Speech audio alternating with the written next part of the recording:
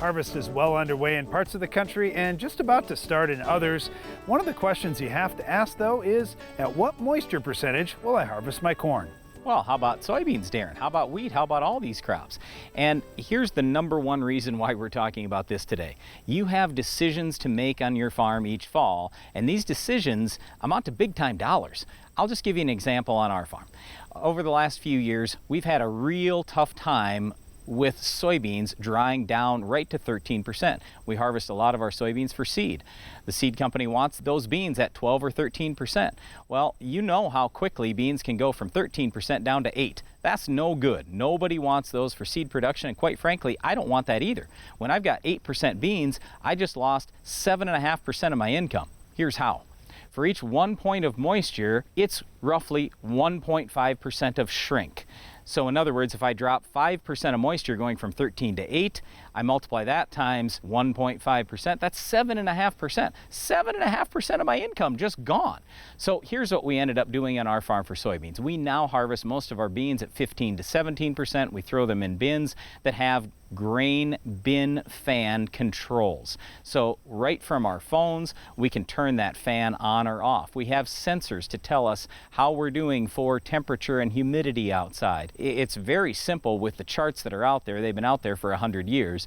If we have a certain temperature and humidity, we can absolutely get that grain to the right point. So we'll throw those beans in at 15 to 17% moisture, and within about 3 weeks, our beans are now right at 13%. That's ideal for the seed production, but it's also ideal for our net income.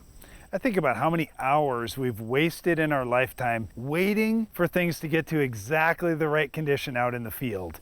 And by being able to manipulate some of that in your grain bins, it gives you a lot more flexibility at harvest. Like soybeans, for example, we're waiting, and sitting around, and yep, we've got the machines ready, we got the crew ready. We just need those beans to dry down another 0.5%.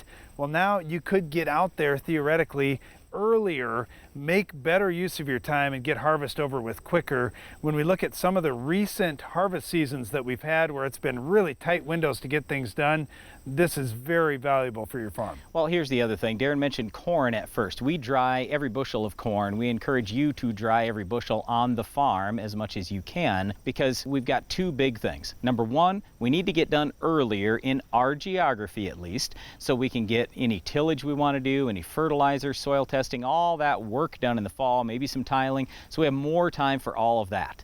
The other thing is, what we have found is if we can harvest corn and really all crops a little bit wetter, we have far less harvest loss. We have far less that drops off before harvest. How many times have you been out there at harvest and you see a bunch of corn ears on the ground? You see soybeans on the ground. You see any crop on the ground. Well, that does you no good. So what we're trying to do is get out there at a better moisture, a little higher moisture, and if you get set up right on your farm, well, then it doesn't cost all that much to dry that grain. So for us, we've got a couple of continuous flow dryers. We have a great big tank for propane so we can hold semi-loads.